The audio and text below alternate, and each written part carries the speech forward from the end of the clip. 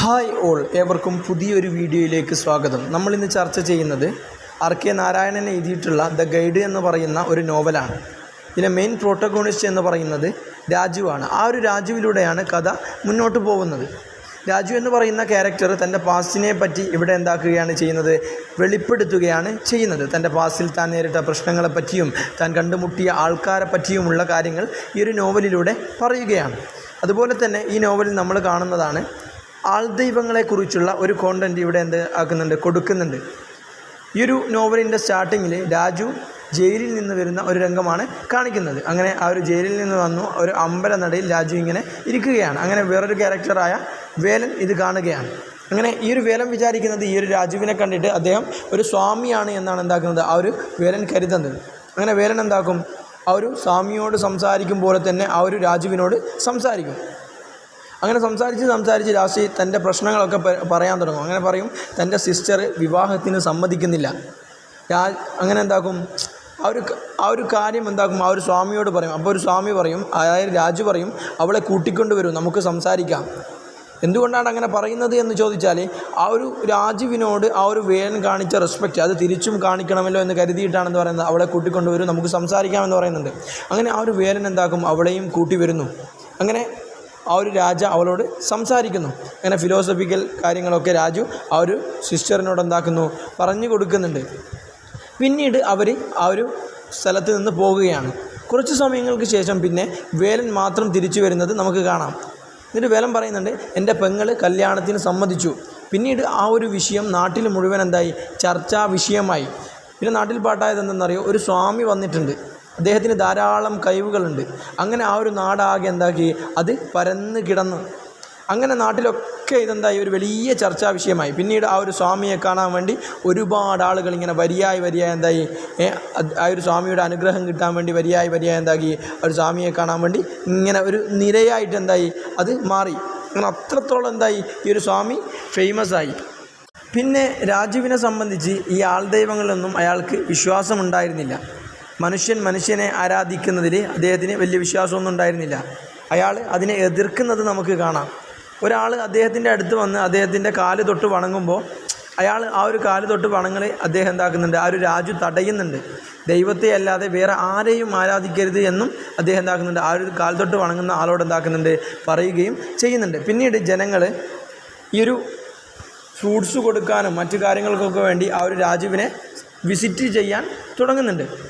അങ്ങനെ പതിയെ രാജു എന്ന ക്യാരക്ടർ ഒരു സന്യാസിയായി മാറുന്നുണ്ട്. അങ്ങനെ ആ ഒരു സന്യാസിയായി മാറുന്ന ഒരവസ്ഥ നമുക്കിവിടെ കാണാൻ പറ്റും. പിന്നീട് അദ്ദേഹം താടി നീട്ടി വളർത്തി തുടങ്ങി. സംസാരത്തിൽ സ്വാമിയെ പോലെയായി. അങ്ങനെ പ്രീച്ചൊക്കെ നടത്തി തുടങ്ങി. കുട്ടികൾക്ക് വേണ്ടി എഡ്യൂക്കേഷൻ അവിടെ വെച്ച് പ്രൊവൈഡ് ചെയ്യുന്നതും നമുക്ക് കാണാൻ സാധിക്കും. ഇപ്പോൾ നാട്ടുകാർ കണക്കാക്കുന്നത് ആ ഒരു സ്വാമിയെ, ആ ഒരു രാജുവിനെ ദൈവത്തെ പോലെയാണ്. അങ്ങനെ ഒരു സാഹചര്യത്തിൽ മഴ പെയ്യാത്തത് കൊണ്ട് അവിടെ നാട്ടിൽ ഒരു ജലക്ഷാമം വരികയാണ്. അങ്ങനെ ഒരുപാട് പ്രശ്നങ്ങൾ ഇങ്ങനെ തരണം ചെയ്തുകൊണ്ടിരിക്കുന്നതാണ്. ആ ഒരു സമയത്ത് എല്ലാവരുടെയും ആഗ്രഹം എന്ന് പറയുന്നത് സ്വാമിജിയെ കൊണ്ട് പ്രാർത്ഥിപ്പിക്കണം. അതായത് രാജു പ്രാർത്ഥിച്ചാൽ മഴ പെയ്യും. അല്ലെങ്കിൽ ആ ഒരു മഴ പെയ്യുന്നത് വരെ ആ ഒരു സ്വാമി നിരാഹാരം കിടന്നിട്ട് അതിൻ്റെ പവർ കൊണ്ട് മഴ പെയ്യണം. അതായത് രാജു നിരാഹാരം കിടന്നിട്ട് മഴ പെയ്യണമെന്ന് ഇത് രാജു അറിയാനിടയായി. അങ്ങനെ ഇത് രാജു അറിഞ്ഞു. അങ്ങനെ രാജു വേലനെ കാണുന്നു. പിന്നെ രാജു തൻ്റെ പാസ്റ്റ് റിവീൽ ചെയ്യുകയാണ് ചെയ്യുന്നത്. ആരാണ് രാജു, അല്ലെങ്കിൽ എങ്ങനെ ഇവിടെ എത്തിയെന്നൊക്കെ രാജു റിവീൽ ചെയ്യുകയാണ് ചെയ്യുന്നത്. അതിനുശേഷം നമ്മൾ കാണുന്നത് രാജുവിൻ്റെ പാസ്റ്റാണ്.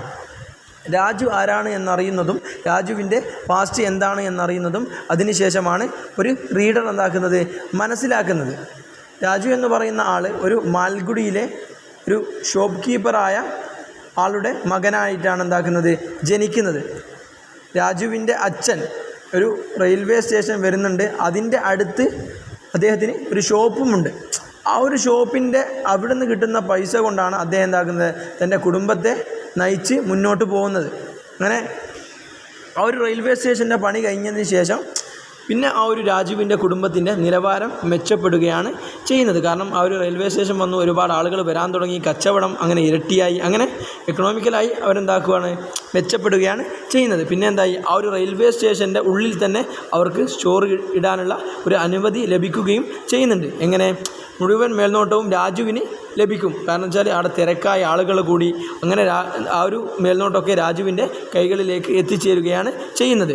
പിന്നീട് രാജുവിൻ്റെ അച്ഛൻ എന്താകും, മരിക്കും. ആ ഒരു സമയത്ത് അതിൻ്റെ മുഴുവനും ഓണർ ആരായി മാറുന്നുണ്ട്, രാജുവായിട്ട് മാറുന്നുണ്ട്. അങ്ങനെ കച്ചവടമൊക്കെ വളരെയധികം നല്ല രീതിയിൽ ഇമ്പ്രൂവ് ആയി ഇങ്ങനെ മുന്നോട്ട് പോകുമ്പോൾ പിന്നീട് അവിടെയൊക്കെ എന്താക്കുന്നുണ്ട്, കുറച്ച് ബുക്സ് കാര്യങ്ങളൊക്കെ രാജു എന്താക്കുന്നുണ്ട്, കൂടുതൽ കൊണ്ടുവരുന്നുണ്ട്.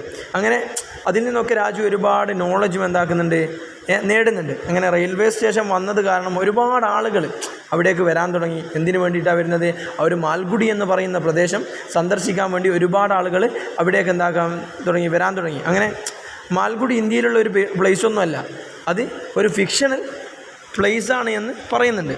സോ ഇവിടെ ഒരു ഫിക്ഷണൽ പ്ലേസിൻ്റെ കഥ ആണ് പറയുന്നത്. പിന്നീട് രാജു എന്തായി എന്നറിയോ, രാജു ഒരു ടൂറിസ്റ്റ് ഗൈഡായിട്ട് എന്താകുന്നുണ്ട്, മാറുന്നുണ്ട്. അങ്ങനെ ബുക്കിൽ നിന്നും കിട്ടിയ നോളജ് അതിന് കാരണമാവുന്നുണ്ട്.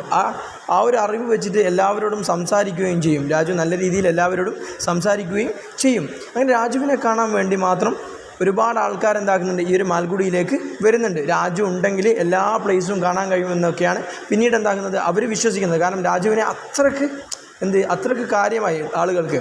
അങ്ങനെ ഓരോ പ്ലേസും എന്താക്കും, രാജു ഇങ്ങനെ എക്സ്പ്ലെയിൻ ചെയ്ത് കൊടുക്കും. അത് ആളുകളിൽ എന്താക്കി കൂടുതൽ ശ്രദ്ധ രാജുവിന് പിടിച്ചു പറ്റാൻ പറ്റി. അങ്ങനെ ആൾക്കാരെ കയ്യിലെടുക്കാനുള്ള ഒരു കഴിവെന്താവുന്ന രാജുവിന് ഉണ്ടാവുകയാണ് ചെയ്യുന്നത്. പിന്നീട് രാജു വെറും രാജു അല്ല, റെയിൽവേ രാജു എന്നാണ് എന്താകുന്നത് അറിയപ്പെടുന്നത്. എനിക്ക് ഒരു ഇരട്ട പേരൊക്കെ എന്തായി കിട്ടി. പിന്നെ ആ ഒരു ഷോപ്പ് കീപ്പർ മാറിയിട്ട് പിന്നെ ഒരു ടൂറിസ്റ്റ് ഗൈഡ് എന്ന രീതിയിലേക്ക് അദ്ദേഹം മാറുന്നുണ്ട്. അങ്ങനെ ഷോപ്പ് നോക്കാൻ അവിടെയുള്ള ഒരാളുടെ മകനെ നിയമിക്കുകയാണ് ചെയ്യുന്നത്. അങ്ങനെ ഇങ്ങനെ പോയിക്കൊണ്ടിരിക്കുമ്പോൾ ഒരു ദിവസം മാർക്കോ പോളോയും സുന്ദരിയായ ഒരു വൈഫും എന്താക്കുന്നുണ്ട്, ആ ഒരു മാൽഗുഡി കാണാൻ വേണ്ടി വരുന്നുണ്ട്. മാൽഗുഡിയിൽ എന്ത് കാണാൻ വേണ്ടിയിട്ട്, മാൽഗുഡിയിലൊരു ഗുഹയുണ്ട്. ആ ഒരു ഗുഹയിൽ ഒരുപാട് ചിത്രങ്ങളുണ്ട്. ആ ഒരു ചിത്രങ്ങളെപ്പറ്റി പഠിക്കാനും അതിനു വേണ്ടിയിട്ടൊക്കെയാണ് മാർക്കോ പോളോയും അവൻ്റെ വൈഫും വരുന്നത്. ഇയാളൊരു വലിയ റൈറ്ററാണ്. ആ ഒരു റൈറ്റിങ്ങിനും ഈ ഒരു ചിത്രങ്ങളെപ്പറ്റി പറയാനും അതൊക്കെ ഒരു നല്ല രീതിയിൽ ഉപയോഗപ്പെടുത്താമെന്ന രീതിയിലാണ് അയാൾ എന്താക്കുന്നത്, അങ്ങോട്ടേക്ക് കടന്നു വരുന്നത്. അങ്ങനെ എന്താകും, ഇവർ ചൂസ് ചെയ്യുന്നത് ഒരു ടൂറിസ്റ്റ് ഗൈഡായിട്ട് ഇവർ ചൂസ് ചെയ്യുന്നത് രാജുവിനെയാണ്. അങ്ങനെ രാജുവിന് ആ ഒരു ക്യാരക്ടറിനെ, അതായത് ആ ഒരു മാർക്കോ പോളോയുടെ ആ ഒരു ബിഹേവിയറിനെ അത്രമേൽ എന്തായിട്ടില്ല, ഇഷ്ടപ്പെട്ടിട്ടില്ല. അങ്ങനെ ആ ഒരു വൈഫുണ്ടല്ലോ, മാർക്കോ പോളോയുടെ വൈഫുണ്ട്. ആ ഒരു വൈഫിനെ രാജുവിന് കണ്ടപാടെ എന്താക്കുന്നുണ്ട്, ഇഷ്ടപ്പെടുന്നുണ്ട്. അങ്ങനെ കുറേ ടൈം സ്പെൻഡ് ചെയ്യുന്നത് ആ ഒരു മാർക്കോ പോളോയോട് കൂടെ അല്ല, വൈഫിൻ്റെ കൂടെയാണ് രാജു കൂടുതൽ സമയം എന്താക്കുന്നത്, സ്പെൻഡ് ചെയ്യുന്നത്. ആ ഒരു ഭാര്യയുടെ ആഗ്രഹമെന്ന് പറയുന്നത് വേൾഡിൽ അറിയപ്പെടുന്ന ഒരു ക്ലാസിക്കൽ ഡാൻസർ ആവുക എന്നതാണ്. പക്ഷേങ്കിൽ ആ ഒരു മാർക്കോ പോളോന് അതിനൊന്നും വലിയ താല്പര്യമൊന്നും ഉണ്ടായിരുന്നില്ല. അതുകൊണ്ട് തന്നെ അതിൽ നിന്നൊക്കെ എന്താക്കും, അവൻ പിന്തിരിപ്പിക്കും. അങ്ങനെ രാജു ഒരുപാട് സമയം ഇവളുമായിട്ട് എന്താക്കിയിട്ടുണ്ട്, ചിലവഴിച്ചിട്ടുണ്ട്. അവളുടെ പേരാണ് റോസി. അങ്ങനെ എന്താക്കും, ഈ ഒരു രാജു അവളെ സ്നേക്ക് ഡാൻസിങ് കാണിക്കാനും നാടിൻ്റെ ഭംഗി കാണിക്കാനും അവളെയും കൂട്ടിയിട്ട് എന്താക്കും, അത് കാണിക്കാൻ വേണ്ടി പോകും. അങ്ങനെ സ്നേക്ക് മൊമെൻറ്റിനോടൊപ്പം അവളും എന്താക്കും, ഇങ്ങനെ ഡാൻസ് ചെയ്യുന്നത് നമുക്ക് കാണാം. ആ ഒരു സാഹചര്യത്തിൽ ആ ഒരു രാജുവിൻ്റെ കമൻറ്റ് അത് അവൾക്ക് വളരെയധികം ഇഷ്ടപ്പെടുന്നുണ്ട്. കാരണം വെച്ചാൽ രാജു അവളെ എന്താക്കുകയാണ്, കയ്യിലെടുക്കാൻ വേണ്ടി പറയാം, അവൻ കണ്ടതിൽ വെച്ച് ഏറ്റവും ഗ്രേറ്റസ്റ്റായ ഡാൻസറാണ് നീ എന്ന് ആ ഒരു റോസിയോട് എന്താക്കുകയാണ് രാജു പറയുകയാണ്. ചുരുക്കി പറഞ്ഞാൽ ഒരു സുഖിപ്പിക്കൽ. പിന്നീട് അവരുടെ ബന്ധം എന്താവും, സ്ട്രോങ് ആവും. സ്വാഭാവികമായിട്ടും എന്താവും, ഹസ്ബൻഡുമായിട്ടുള്ള ബന്ധം കുറയും. പിന്നെന്താക്കുകയാണ്, രാജു നിർബന്ധിക്കുകയാണ്. എന്തിനാ രാജു നിർബന്ധിക്കുന്നത്, ഹസ്സിനോട്, അതായത് ഹസ്ബൻഡിനോട് ഡാൻസിന് വിടാൻ പറയാൻ വേണ്ടിയിട്ട്, അതായത് പെർമിഷൻ ചോദിക്കാൻ ആ ഒരു റോസി എന്താക്കുന്നു, ആ ഒരു മാർക്കോ പോളോയുടെ അടുത്തേക്ക് പറഞ്ഞു വിടുകയാണ് ചെയ്യുന്നത്. പക്ഷേങ്കിൽ മാർക്കോ പോളോന് അതൊന്നും ഇഷ്ടമുണ്ടായിരുന്നില്ല. അതുകൊണ്ട് തന്നെ മാർക്കോ പോളോ എന്താക്കുന്നില്ല, അതൊന്നും സമ്മതിക്കുന്നു ഇല്ല. അങ്ങനെ ഇതൊരു തർക്കത്തിൽ അവസാനിക്കുകയാണ്. അങ്ങനെ അവൾ പറയാണ്, രാജു സപ്പോർട്ട് ചെയ്യുന്നുണ്ടല്ലോ, നിങ്ങൾക്ക് എന്താ ഒരു മടി? ആ ഒരു രീതിയിലാണ് അവളുടെ ഒരു ചോദ്യം. ഇത് മാർക്കോ പോളിന് അത്രമേ പിടിക്കുന്നില്ല. കാരണം എന്ന് പറയുന്നത് അക്സെപ്റ്റ് ചെയ്യാൻ പറ്റുന്ന കാര്യമായിരുന്നില്ല ഇത്. കാരണം ഈ ഒരു രാജുവിനെ എന്താക്കുകയാണ് ചെയ്യുന്നത്, തന്നേക്കാൾ രാജുവിനെ ഇവളെന്താക്കുകയാണ്, പൊക്കിപ്പറയാണ് ചെയ്യുന്നത്. അത് ഹസിനെ എങ്ങനെ ഇഷ്ടപ്പെടാനാണ്?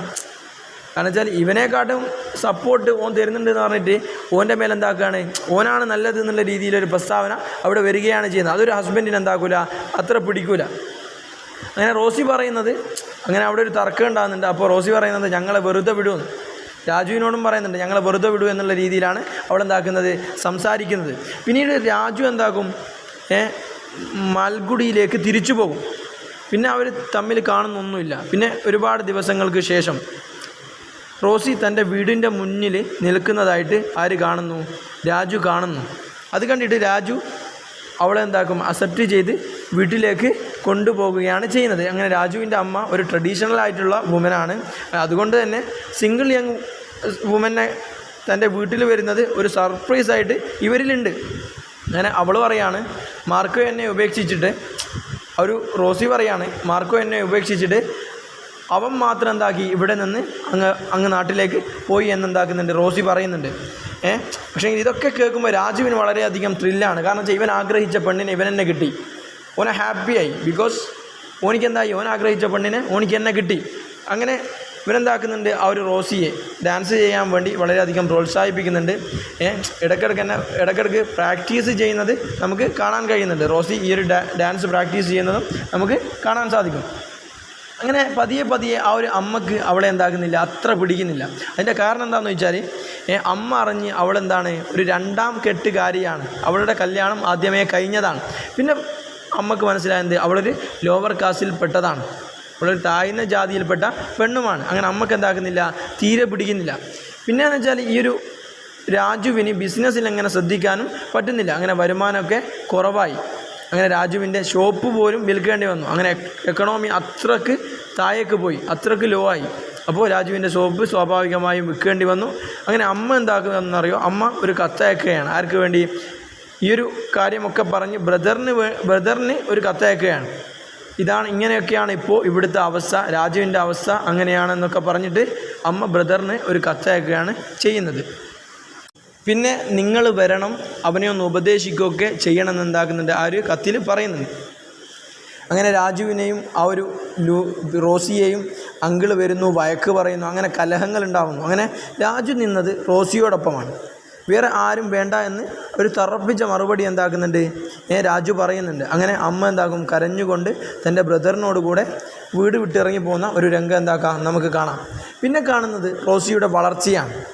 അവൾ നല്ല രീതിയിൽ പ്രാക്ടീസ് ചെയ്യുന്നുണ്ട്. രാജു എന്താക്കും, ഒരു കോളേജിൽ അവൾക്ക് പെർഫോം ചെയ്യാൻ ഒരു അവസരം ഒരുക്കി കൊടുക്കുന്നുണ്ട്. അതിനുശേഷം കുറേ പ്രോഗ്രാമുകൾ കിട്ടുന്നു, അവൾ വളരുന്നു.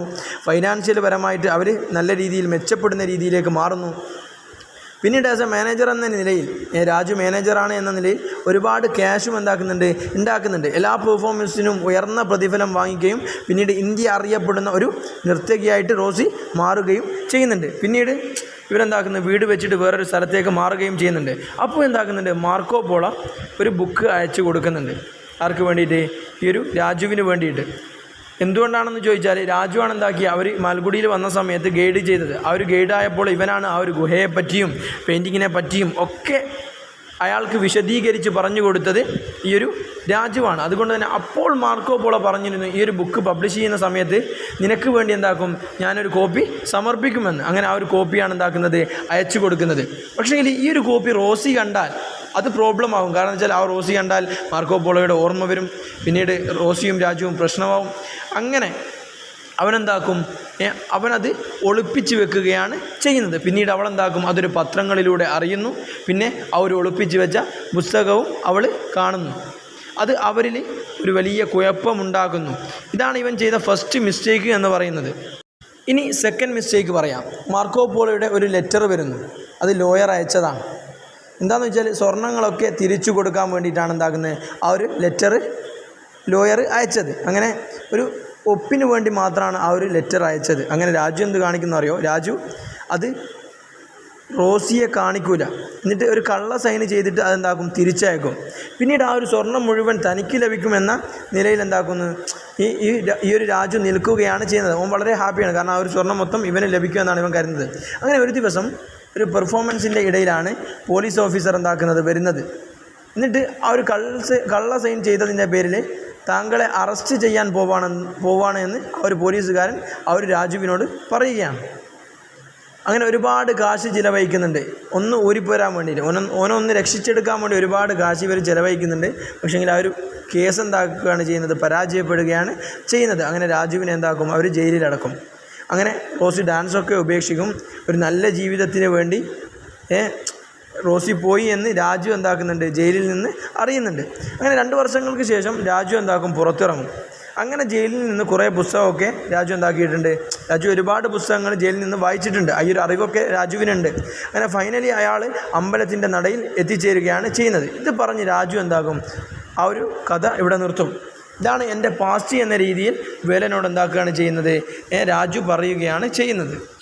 എന്നിട്ടും രാജു സ്വാമി തന്നെ ആണ് എന്നാണ് വേലൻ പറയുന്നത്. കണ്ടപ്പോൾ ഉള്ള റെസ്പെക്റ്റ് ഇപ്പോഴും ഉണ്ടെന്നും വേലൻ പറയുന്നുണ്ട്. നിങ്ങൾ ജനങ്ങൾക്ക് നല്ലത് ചെയ്യാൻ വന്ന സ്വാമിജിയാണ് എന്നും അദ്ദേഹം കണക്കാക്കുന്നുണ്ട് എന്ന് വേലൻ പറയുകയാണ്. അങ്ങനെ അവസാനം റെസ്പെക്റ്റ് തരുന്ന ഇവരെ കബളിപ്പിക്കേണ്ട എന്ന് കരുതിയിട്ട് നിരാഹാരത്തിന് വേണ്ടി രാജു തയ്യാറെടുക്കുകയാണ്. ഓരോ ദിവസം കഴിയുന്നതോറും ബോഡി ഇങ്ങനെ വീക്കാവുകയാണ്. ഇതൊരു ജനശ്രദ്ധ ആകർഷിച്ച ഒന്നായി മാറി. അങ്ങനെ വേൾഡ് വൈഡ് പത്രങ്ങൾ വരെ എന്താക്കുന്നുണ്ട്, ഇത് റിപ്പോർട്ട് ചെയ്യാൻ വരുന്നുണ്ട്. അങ്ങനെ അവർ ഡോക്യുമെൻ്ററി ചെയ്യുന്നുണ്ട്. അങ്ങനെ ആയിരക്കണക്കിന് ആളുകൾ വിശ്വസിക്കുന്നത് അയാളൊരു പുണ്യാത്മാവ് ആണ് എന്നാണ്. അങ്ങനെ വില്ലേജിലുള്ള ആ ഒരു നാട്ടിലുള്ള ആളുകൾ മാത്രമല്ല, ഈ ഒരു ലോകത്തിലുള്ള മുഴുവൻ ആളുകളും എൻ്റയർ പീപ്പിളും അങ്ങനെയാണ് എന്താക്കുന്നത്, കരുതുന്നത്. അങ്ങനെ അവസാനം അവൻ്റെ ബോഡി അത്രയ്ക്ക് വീക്കാവുന്നു, അതായത് വളരെ മോശമാവുന്നു. അങ്ങനെ രാജു എന്താക്കും, ഒരു പുഴയുടെ തീരത്തേക്ക് നടന്നു പോകുന്നുണ്ട്. എന്നിട്ട് വേലനോട് പറയുന്നു, മഴ വരുന്നതായിട്ട് താൻ കാണുന്നു, ദൂരെയുള്ള മലകളിലൊക്കെ മഴ പെയ്യുന്നതായിട്ടും ഉടനെ അത് ഇവിടെ എത്തും എന്നും പറഞ്ഞിട്ട് രാജു ഉടനെ തന്നെ അൺകോൺഷ്യസ് ആയിട്ട് വെള്ളത്തിലേക്ക് വീഴുകയും ചെയ്യുന്നു. സോ ഇതോടുകൂടി ഈ നോവൽ ഇവിടെ അവസാനിക്കുകയാണ് ചെയ്യുന്നത്. നമുക്കിവിടെ രാജുവിൻ്റെ ആ ഒരു ഹ്യൂമൻ ലൈഫ് കാണാം. രാജു ലൈഫിൽ നേരിട്ട പ്രോബ്ലംസിനെ കുറിച്ചും സമൂഹത്തിൽ അവൻ നേരിട്ട പ്രോബ്ലംസിനെ കുറിച്ചും ഓതർ എന്താക്കുന്നുണ്ട് ഈ ഒരു നോവലിലൂടെ ഇവിടെ ഡിസ്കസ് ചെയ്യുന്നതായിട്ട് നമുക്ക് കാണാം. ഇത്രയും പറഞ്ഞുകൊണ്ട് അവസാനിപ്പിക്കുന്നു. Good bye all.